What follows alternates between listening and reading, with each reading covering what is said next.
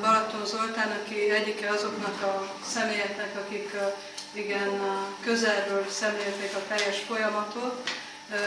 Úgy gondoltuk, hogy ő az, aki hitelesebben tudna majd mesélni az útvonalon is, és néhány helyszínét fogjátok bejárni. Igen. Annyi lesz, hogy nem, ezek szerint nem megyünk teljesen időrendi sorrendben, ahogy történtek a dolgok. Hanem pragmatikusan álltunk hozzá. Viszont, és akkor mindenképp 5 órára, tehát 5 óra előtt pár perccel az a fontos, hogy amikor leleplezik nem jól értettem, akkor itt igyekeznek 5 órakor megkezdeni, úgyhogy ez fontos, hogy lehet, hogy nem oké lesz, hanem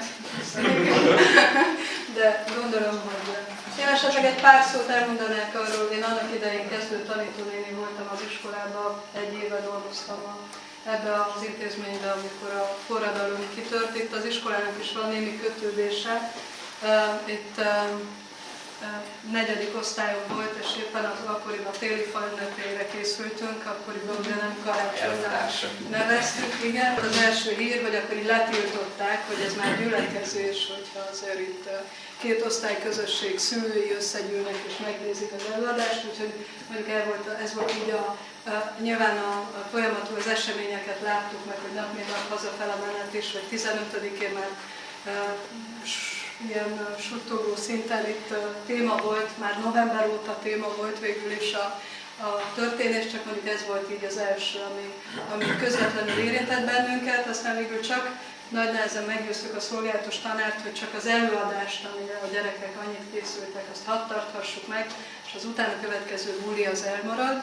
És akkor igen érdekes volt, ahogy innen elmentünk az iskolából, és akkor a szülőket viszont láttuk, mert hogy találkoztunk, így mindenki hazavitte a gyermekét, hát én még akkor nem, de és aztán már a vízágyúk miatt nem tudtuk igazán elérni a templomig. És talán még annyit mondanánk el, ami nagy, hogy az iskolának egy gordiákját éppen az iskolaudvaron lőtték le viszont. Meg tudjuk mutatni, hogy hol volt, ott egy tábla is jelzi mondjuk ennek az emlékét. Viszont nem használjuk már ezt a bejáratot, és ott hát mintegy 200 ember volt az, aki az iskola udvarán keresett menedéket, és egy eltévedt tablövedék ment, hogy igen, félelmetes volt, ahogy itt. Hát úgy értem, hogy célozták, csak hogy most éppen Editet találták el.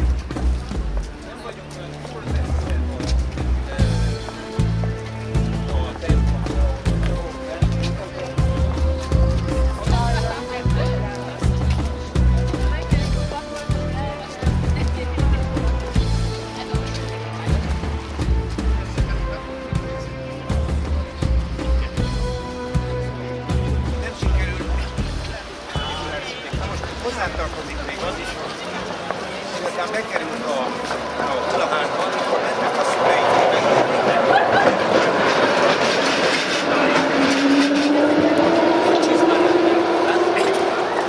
Gyűrűs fúrnak, ugye minden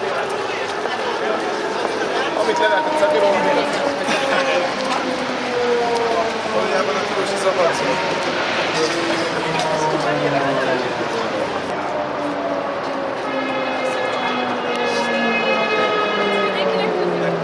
Igen, hát magyarázom azt, hogy itt, akik lelőttek itt, de az már 18-án történt, 18-19 kedden. Egyszerűen jöttek ezek a kétnéltő járművek az állomásról, mert ott van 2 nagy üzem, ahol a tüntetések és a sztrájkok megmaradnak,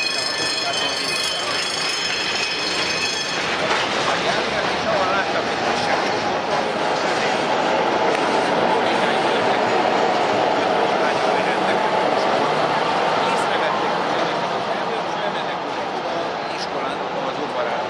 sikerült.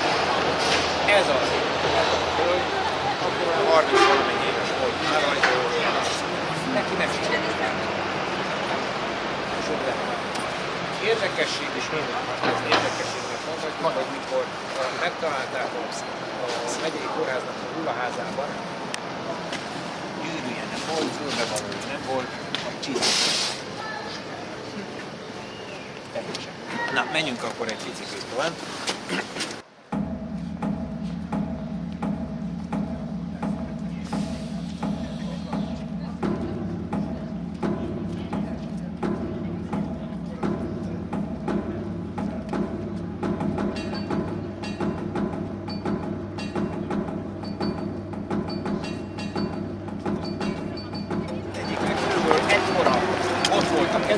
Végig betörtek minden napot. Nyilvánvalóan ezen a forradalomban abszolút semmi köze nem volt.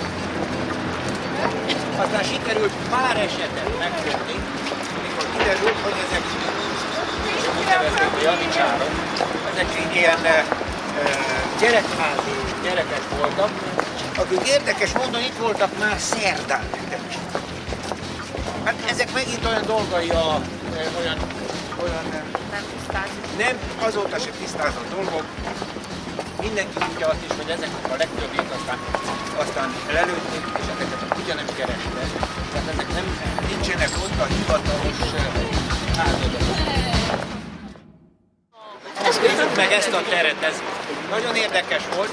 Itt ezekben az utcákban tele volt teherautókkal, ahol ilyen műanyag pajzsos izomemberek, azt mondanám kommandósok, azok voltak is minden bevezető úton, itt pedig még tömeg volt, és próbálták a tömeget kiszorítani.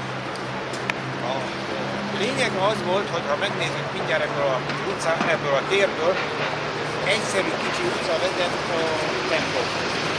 A templomot akarták teljesen elkülönítni a tüntetőktől, és ez este fölsikerült. Tehát 10-11 órakor már nem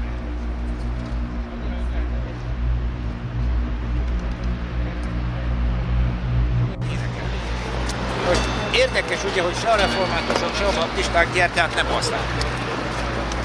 Bejöttek ebbe a templomba, és innen szerettek